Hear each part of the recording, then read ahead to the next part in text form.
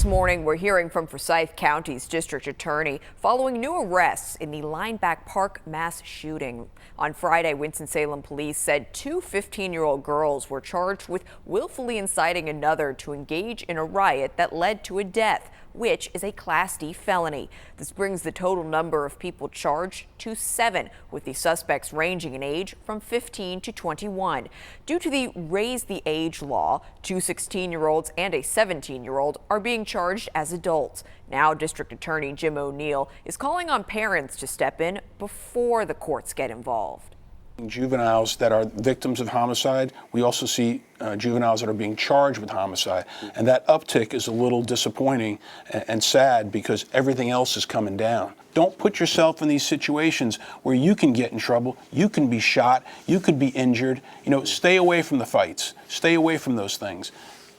It's important for parents to spend that time with their kids and talk to them about some of these dangers. O'Neill adds leaders are considering implementing a curfew for young people heading into the summer. You can watch our full conversation with him by heading to this story on our website, Wxii12.com. Thousands of educators from across North Carolina gathered in Raleigh on Friday, urging lawmakers to increase funding for public education. The rally was called Kids Over Corporations. Attendees say they want lawmakers to invest more in education and give fewer tax breaks to big businesses. Many teachers also spoke out about the need for higher pay. Many are having to really think through, do they stay or do they leave? And many of my friends have already left because they can go to any state surrounding North Carolina and make more. They can actually make a livable wage.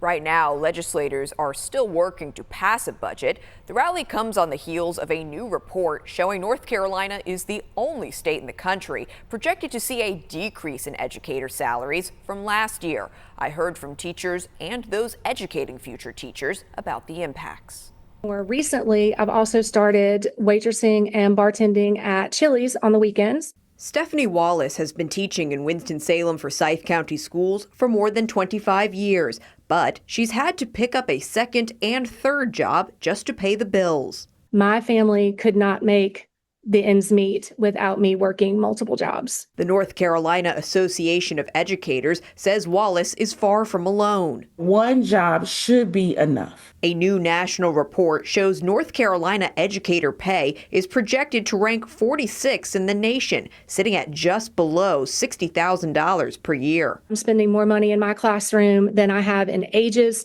not only just to provide classroom supports, but also to meet some student needs. NCAE says North Carolina's low teacher salaries have played a role in educators leaving the profession and not entering it, creating teacher vacancies, especially with nearby states offering higher salaries. UNC Greensboro Education Department Chair Carrie Richardson says her department makes sure students are clear-eyed about the challenges and rewards of the profession. She says one critical part of keeping young teachers in the field is connecting them. The existing connections we have with educators across the districts, they're the ones that are really, we partner with them very closely to keep our teachers. They need a lot of support those first few years. Now to an update on a story we first brought you earlier this week. After 46 years in prison, Charles McNair will be heading home, and now we know when that will be. The State Department of Adult Corrections says McNair will be released Monday morning at 9 o'clock. Lexington police arrested him when he was 16 years old for breaking into a woman's home and raping her. McNair pleaded guilty, but has maintained his innocence for years. He was finally granted parole last week after dozens of hearings.